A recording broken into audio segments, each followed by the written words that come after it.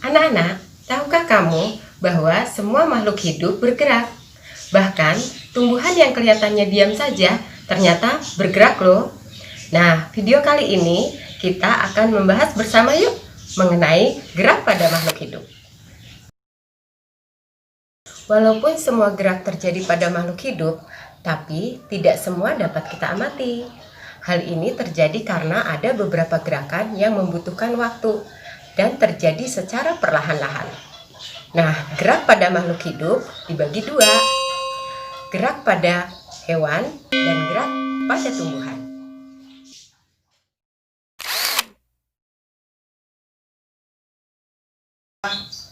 Secara alamiah, gerak pada makhluk hidup adalah suatu bentuk reaksi makhluk hidup terhadap rangsangan. Hewan mempunyai alat gerak aktif seperti kaki, sayap, atau sirip. Maka, gerak yang terjadi disebut gerak aktif. Sementara pada tumbuhan yang tidak mempunyai gerak aktif, gerakannya disebut gerak pasif.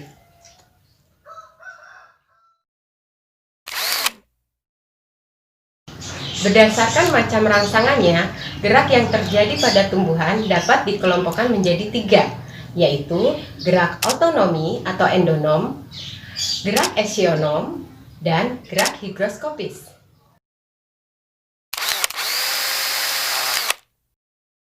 Ini yaitu gerak yang tidak diketahui secara jelas penyebabnya. Ilmuwan menduga gerak ini berasal dari dalam tubuh itu sendiri. Contohnya, gerak plasma sel.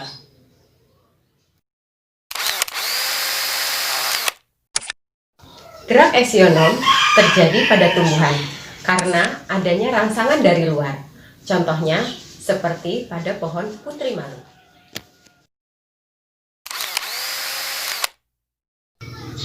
Gerak higroskopis adalah gerak bagian tumbuhan yang terjadi karena perubahan kadar air dari sel-selnya, sehingga tumbuhan tersebut mengalami pengurutan yang tidak sama pada bagian-bagiannya. Misalnya terjadi pada terbukanya buah cemara.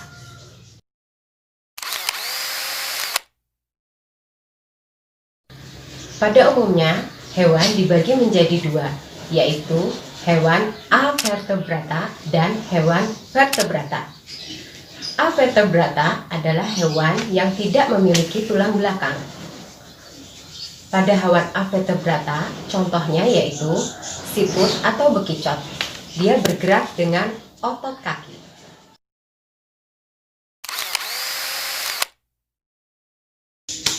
Pada hewan vertebrata, terdapat tulang dan otot sebagai alat gerak. Otot berperan sebagai alat gerak aktif dan tulang sebagai alat gerak pasif. Contohnya, alat gerak pada hewan vertebrata, misalnya sirip dan sayap.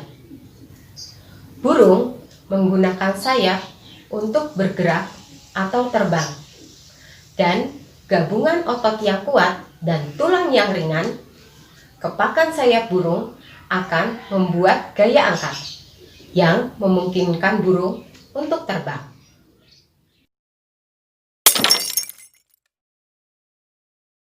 Yuk, sekarang kita masuk ke kuis. Soal yang pertama, apa itu gerak?